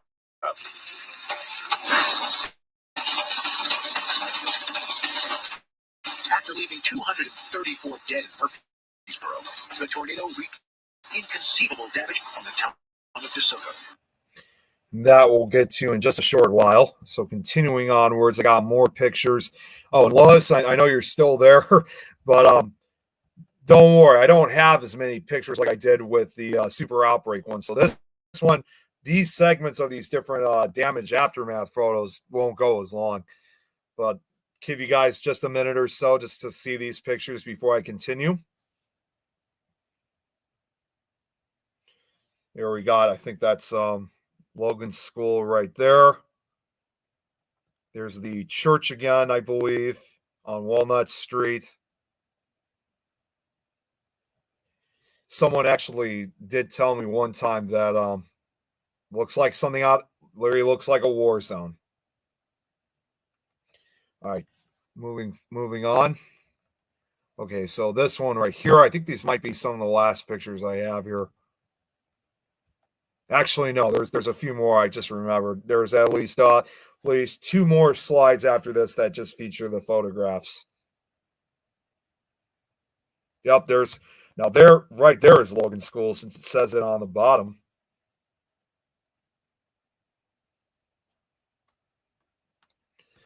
Okay. This is a panoramic shot. Now, these next pictures, believe it or not, these pictures that have that kind of sepia tone to it, I actually received these from a YouTuber who I guess his grandfather took pictures of the aftermath and they were kind of stored away for quite a long time. And he decided to reveal these pictures. And since then, those sepia tone photos have since been used in different websites and whatnot. So I thought this was a perfect addition to add of the aftermath of the tornado, particularly in this case in Murfreesboro. This one is quite unique right here where you have like a power line down. And although these buildings are still standing, you can still see they're definitely damaged. I think this might be the last slide. Oh, yeah, this picture. Oh, now these two pictures right here, as I'll point out in just a moment. Oh, I accidentally added the same picture of Logan School again. You could see this was taken around the time when the fire started erupting. You can see there's smoke in the background. These houses may be fine, but just behind it is the raging inferno that followed. So it was just completely out of control. Okay, there's Longfellow School once again.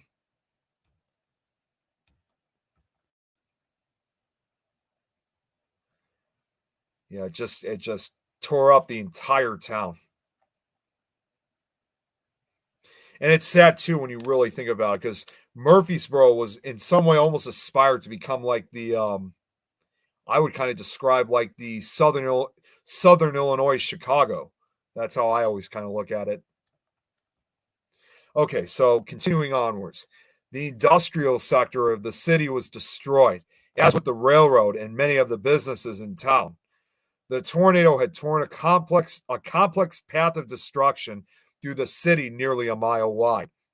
In some cases, moderately damaged homes stood across the street from areas of total devastation, suggesting that the tornado had a multiple vortex structure, which, for those of you guys don't know, that usually means it's where you have several smaller tornadoes rotating around the main funnel, and they could add even far more greater damage than the actual tornado itself, because they can add an additional 100 miles per hour. So those mini tornadoes can be quite destructive. A number of homes well to the south of the primary path also suffered moderate damage, apparently caused by intense inflow or rear flank downdraft winds associated with the supercell. The tornado had already tracked more than 110 miles and claimed nearly 300 lives, yet a full 2 hours of death and destruction still lay ahead. A mile wide and moving a mile a minute, the tornado ripped through the northwest side of Murfreesboro. There was no warning, no time to take cover. Warning sirens were not yet in use, and all phone and telegraph lines to the west were down. But that wasn't the only problem. Thing was, it just didn't look like a tornado. Here is another artist's impression of what the tornado looked like when it impacted Murfreesboro. And I'm going to show another set of photographs, once again, of showing large tornadoes that had that look. This picture right here that we're looking at, and this is something that Braxton had brought up a little while ago. This is that tornado that he was talking about that was the widest ever recorded in American history. This was the El Reno tornado in Oklahoma, and this is the one that killed the 4 storm chasers, and this was the one that was 2.6 miles wide. And you could see, once again, it looks nothing more than just like a giant dust cloud or fog bank. I mean, it was quite obviously clear in the case of the tri-state tornado, there was nothing to give any type of indication that this was a tornado until it got very, very close and people began to see pieces of houses and trees in the air. Pieces of trees in the air, pieces of buildings, pieces of houses, pieces of cars, pieces of buggies, pieces of trains, glass, wood, steel, metal, glass, plastic, aluminum, concrete, bricks. I mean, and to some disturbing degree, animals or parts of animals, and even more disturbingly, people or parts of people. And of course, by this time, you know something's very wrong. So next picture here, this was once again taken by Simon Brewer, and it shows again the wedge-shaped giant cloud-like look. This was out, obviously, I think somewhere out in either Oklahoma or Texas, I believe. I don't remember exactly which when this picture was taken. Yep, a train car was going through the air. That's correct, Braxton. Moving forward. Oh, now this one occurred in 2020 in I don't remember which town exactly, but this was somewhere out in Kansas, I think. Either it was in Kansas or eastern Colorado.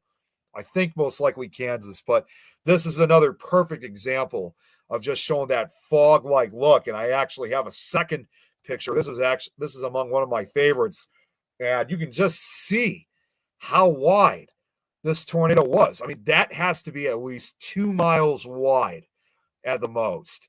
And once again, it does have that appearance that what I would expect the tri-state tornado to look like. Again, a big ground-hugging fog on the ground. But that, it just represents once again that this storm was a monster. It was a true monster on the ground. Let's see what we got. Okay, so in parts of Murfreesboro, nothing was left standing except a few denuded trees, bodies draped over branches. Buildings were turned into kindling.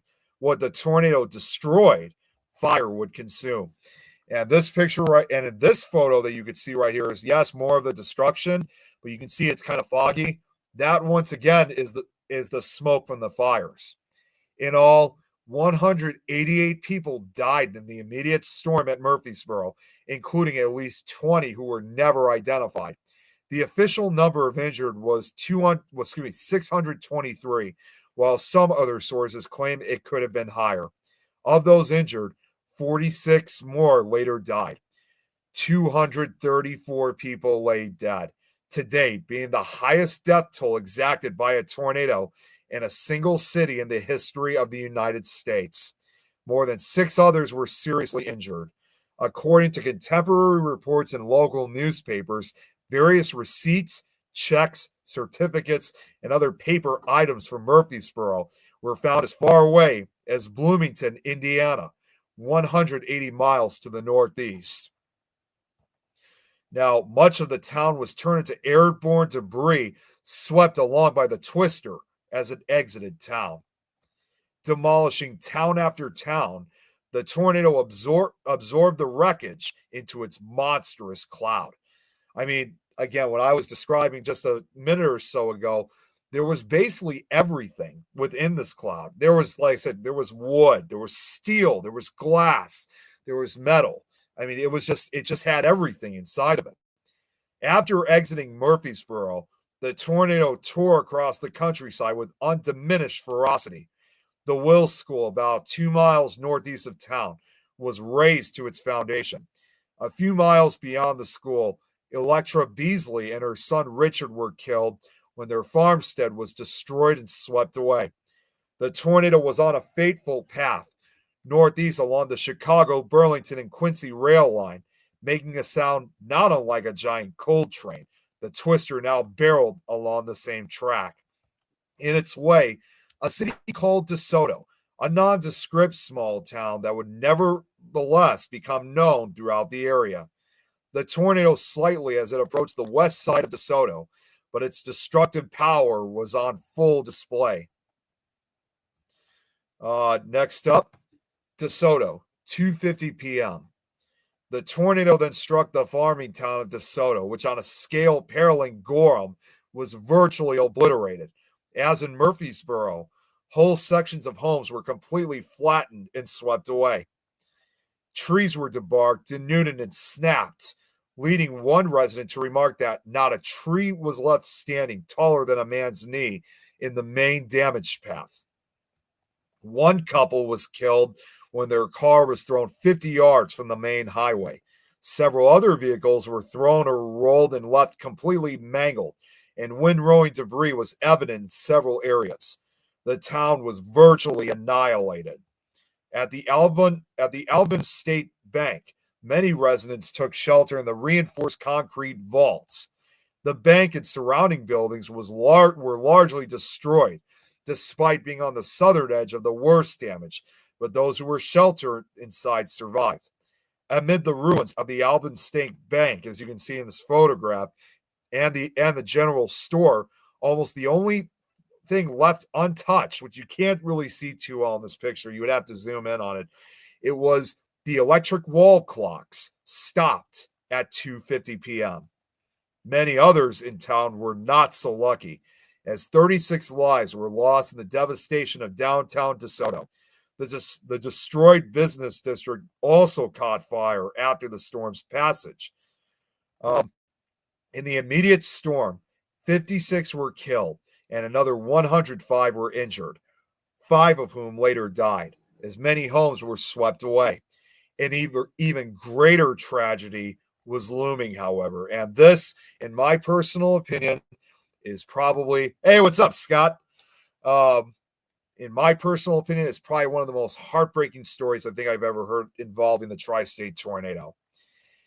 At the DeSoto School, just northeast of downtown, the threatening skies prompted officials to rush the children in from recess.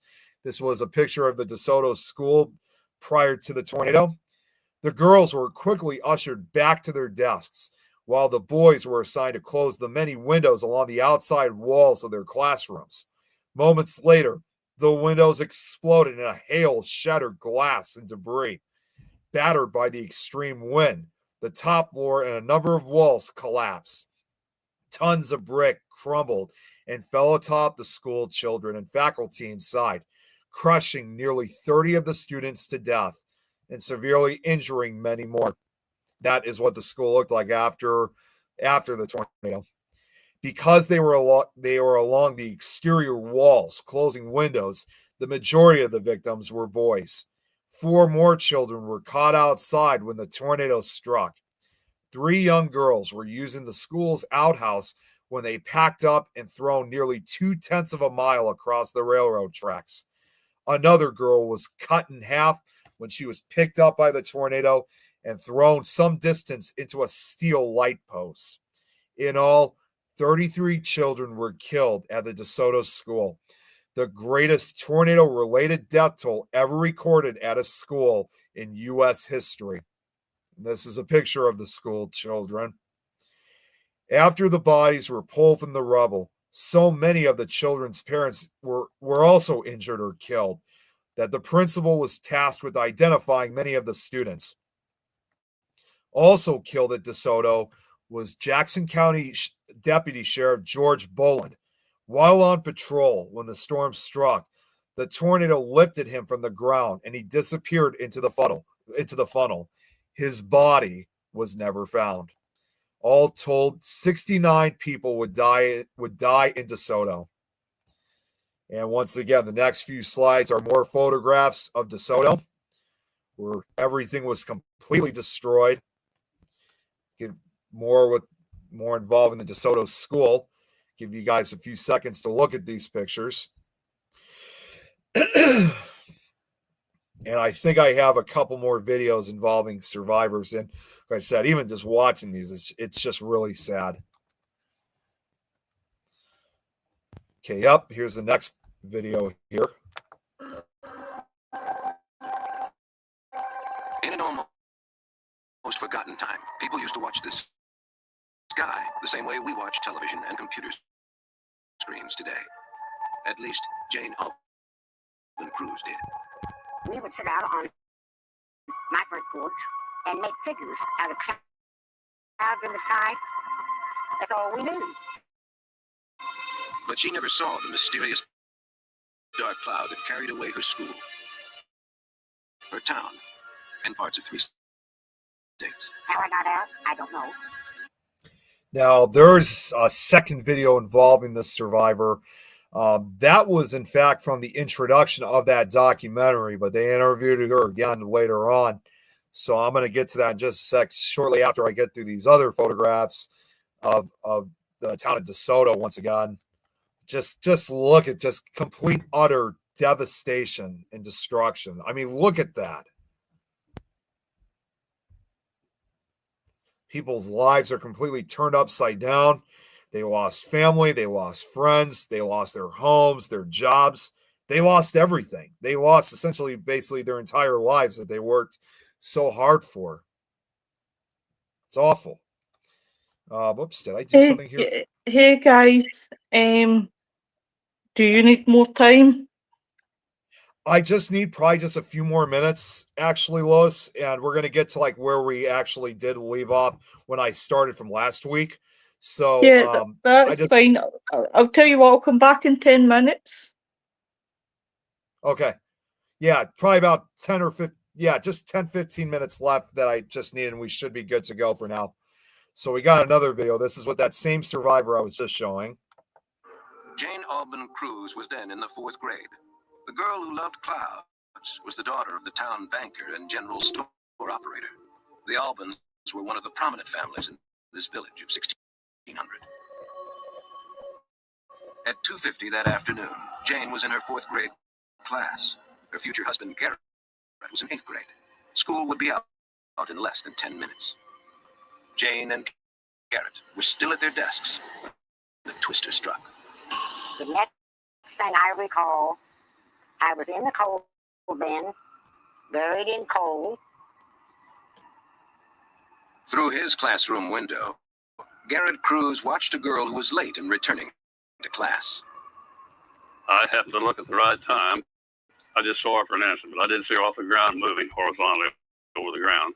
She was later found dead, rolled up in a wire fence which bounded the north side of our school ground. 37 other children died in the twisted ruins of the schoolhouse. Never had a tornado killed so many children in one place in the U.S. And the rest of DeSoto was hit just as badly. Well, it just looked like it was a mess. You couldn't tell it was summer. The degree of devastation was just unbelievable. The path at that point was a mile wide. Some places even a little more than a mile. DeSoto was just wiped off the map. Dolly Swable's grandmother was blown from her grandfather's embrace. Well, he said he was holding her with all of his strength. And that wind just sucked her right out of his arms. Okay, carrying on.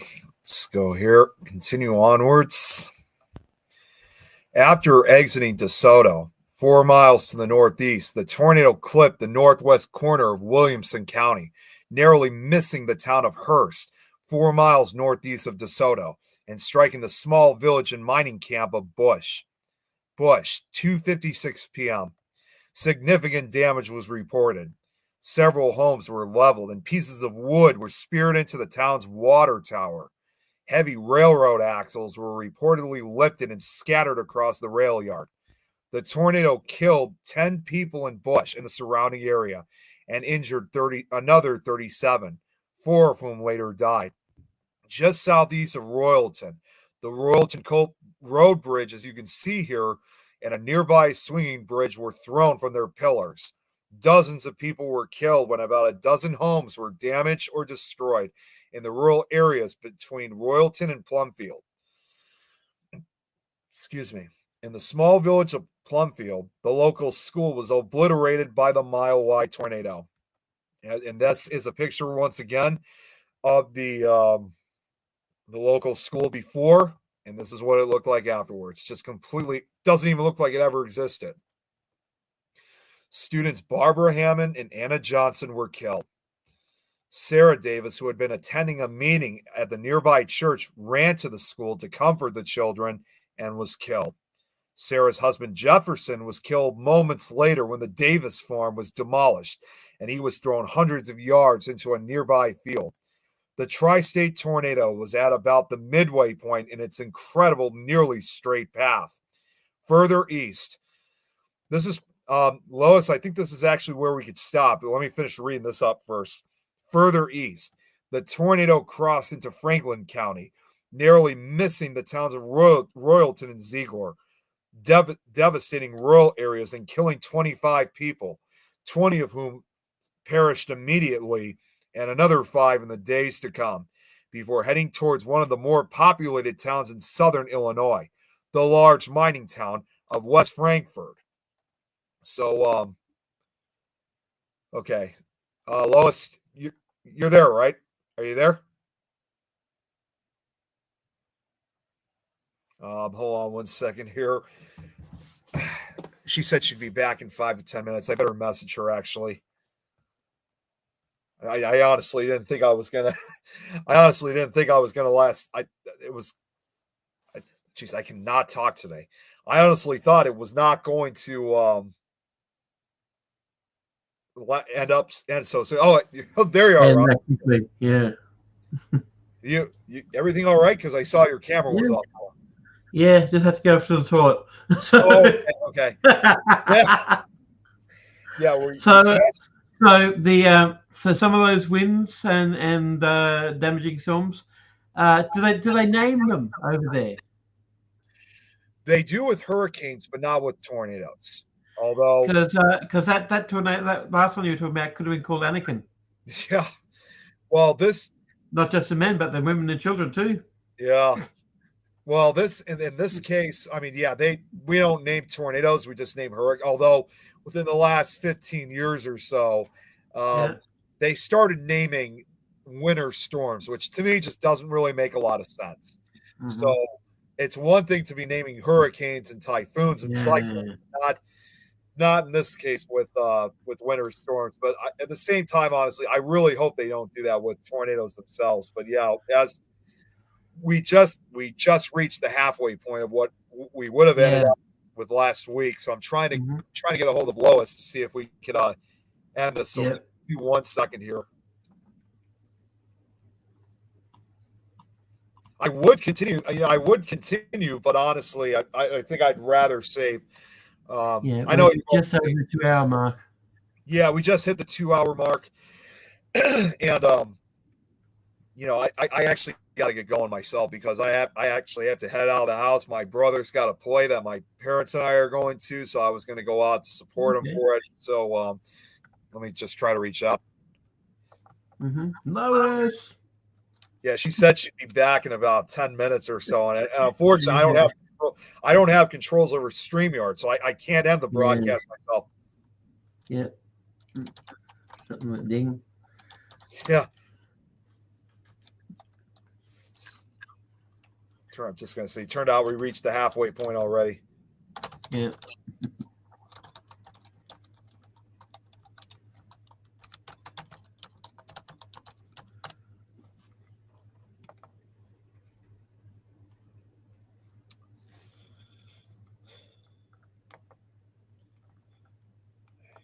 unfortunately, my phone also my phone's also died too, so I can't call her up. I was in such a rush. It's There she okay. is. Okay, great. Yeah. Well, what I'll do is, guys, I'll cut it short. But everybody have a good night, and I will speak to you all soon. Thanks for everybody. I just Bye. wanted. I was also going to just say real quick. Thank you, Lois, for this opportunity, and hopefully we could try to pick up again. Robert, I know you've already seen part 2 from last week, but we can try to pick up hopefully next week so you can see the rest of it. But I just will say for now also too. I mean, after what you guys have heard involving this tornado, pretty sad story, isn't it? Yeah, it really is. But yeah, we will catch up soon, and thank you very much, for everything that you did. Thank you. Thank you very much for this opportunity once again. And I'll speak to you all soon. Everybody have a good bye. You too. Take care, everyone. Bye.